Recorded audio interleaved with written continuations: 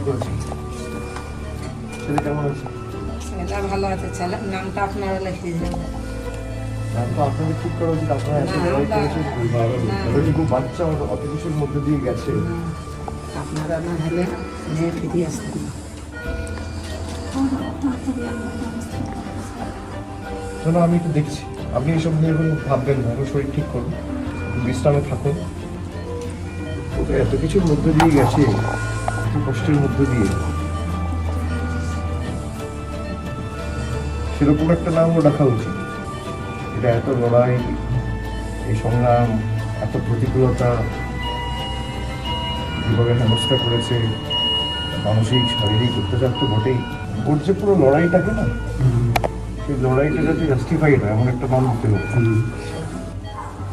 আপন নামটা হলো আপন,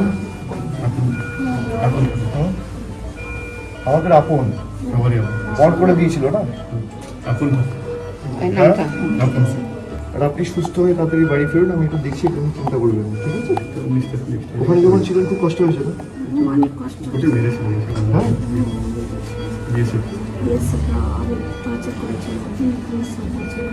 একটা ছেলে মেয়ে দিল্লি পুলিশ যেমন আপনার জোর জবরদস্তি পাঠালো, আপনারা বলেননি যে আমাদের মা বাবার সবার নাম রয়েছে?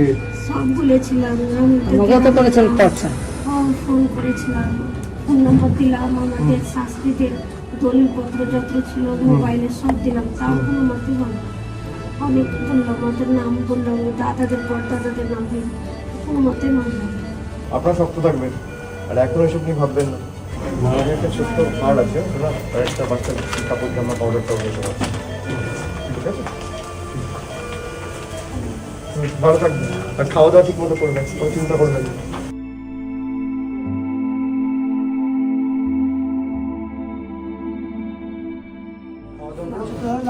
না, না, চিন্তা করবেন না। বাচ্চাটার নাম রাখা হয়েছে আপন। আপন ওকে পর করে দিয়েছিল তো, তাই ও আমাদের আপন, ঠিক আছে?